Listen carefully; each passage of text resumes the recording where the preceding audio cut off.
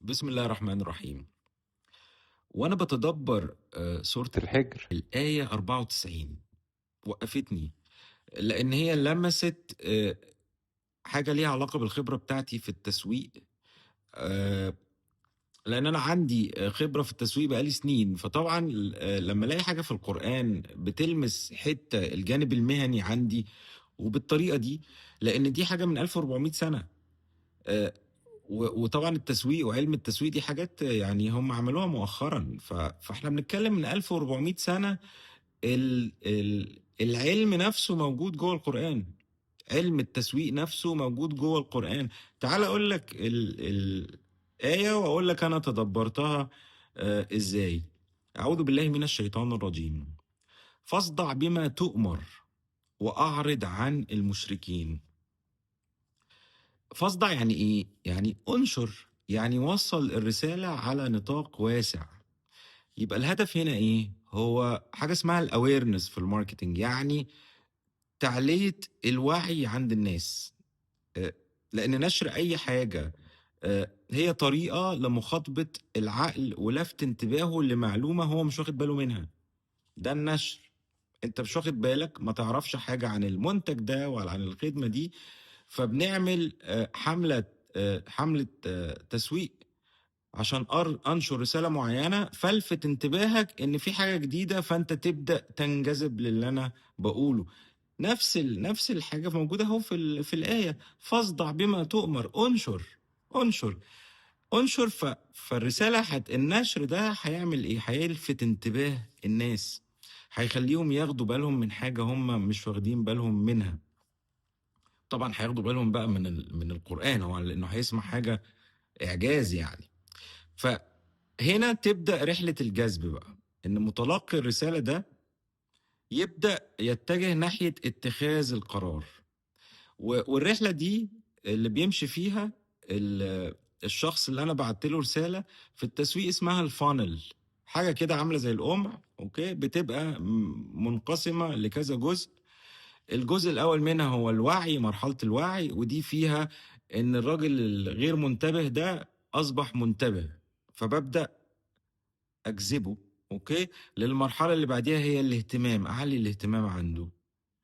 وانس ان الاهتمام عالي هيبدأ يخش في المرحلة الثالثة اللي هي التفكير، ان هو ابتدى يفكر بقى جديا في اللي انا بقدمه له. ونخش في المرحلة الأخيرة هي اتخاذ القرار. تعال بقى نعكس المراحل دي على الدعوة، على الرسالة. مرحلة الوعي، الإنسان بيقول دي رسالة مختلفة. مرحلة الاهتمام بيقول أنا عايز أعرف ربنا بيقول إيه، عايز أشوف وأسمع إيه الكلام المؤثر اللي موجود جوه القرآن ده. مرحلة التفكير، الكلام اللي اتسمع ده دخل جوه القلب وأصبح ليه شعور، في شعور إيجابي ناحية الكلام ده. آه، فأصبح الإنسان في الحالة دي، في المرحلة دي بيفكر فيه. يتنقل على المرحلة الأخيرة وهي مرحلة اتخاذ القرار، هي الدخول في الإسلام والشهادة. شايف العظمة عاملة إزاي؟ كل ده فاصدع، من كلمة فاصدع، انشر. لأن هي ليها انشر دي مدرسة، دي ليها خطوات كتير، مش انشر كده وخلاص. لا، ده في علم، وده يبين لك شخصية الرسول عليه الصلاة والسلام كانت عاملة ازاي. لأن الكلمة دي مش أي حد يعرف يدير الكلمة دي. وكمان بيدير كلمة ايه بقى؟ ده بيدير كلام الله، بيحاول يوصل الرسالة، بيدير الرسالة نفسها في طريقة توصيلها. الموضوع مش سهل خالص. طبعا القمع ده، الفانل ده، القلة بس هي اللي بتكمل. يعني في التسويق عندنا لو في 1000 دخلوا في مرحلة الوعي، من ال1000 دول بيوصل 200 بس، الباقي كله بيقع.